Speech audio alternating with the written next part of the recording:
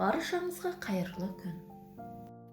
Қызыл балық қосылған шпинат рулетін дайындаймын. Пешті алдын ала 15 минут бұрын қыздырып қою керек.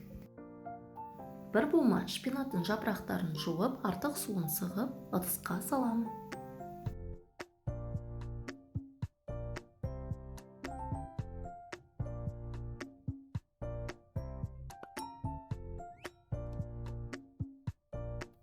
Үш үлкендеу жұмыртқаның ағы мен сарысын бөліп аламыз.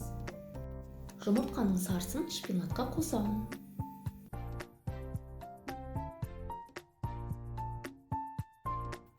Дәміне қарай аздап тұзын қосамын.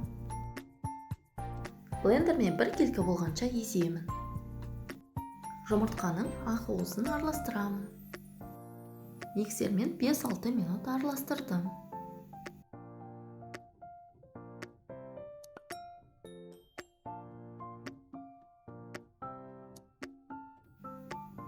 Езілген шпинаттың үстіне 50 грамм ұн қосамын. 2 ас қасықтай болады. Ұнды араластырамын. Ақ уызды 3 бөліп салып, шпинатпен араластырамын. Ақ уызды төменнен жоғарыға қарай араластыру қажет. Форманың бетіне пергамент қағазын төсеп майлап алдым. Бір тегіс етіп жайып шығамын. 180 градуста алдын ала қызып тұрған пеште 10 минутқа пісіремін. Бисквит суыған соң пергамент қағазын алып тастаймын.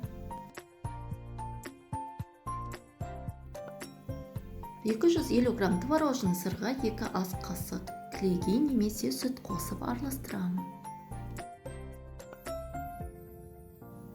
Суыған бисквиттің үстіне саламын. Тегістеп жағып шығамын.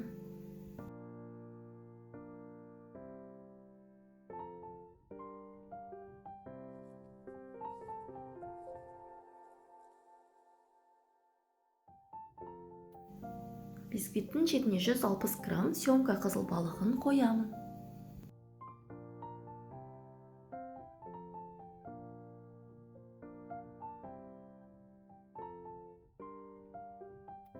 Шетінен бастап орап шығамын.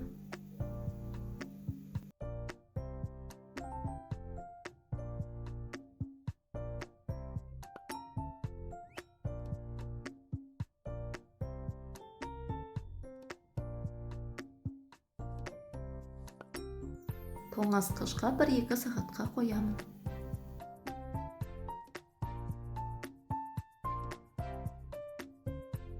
Рулетті бір күн бұрын дайындап, тоңазытқышқа салып қойсаңыздар болады.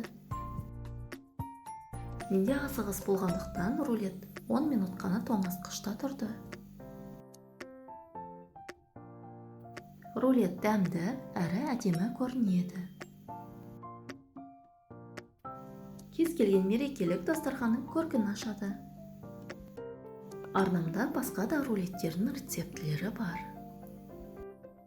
Алда жақсы, сәтті шығатын рецептілермен бөлісетін боламын.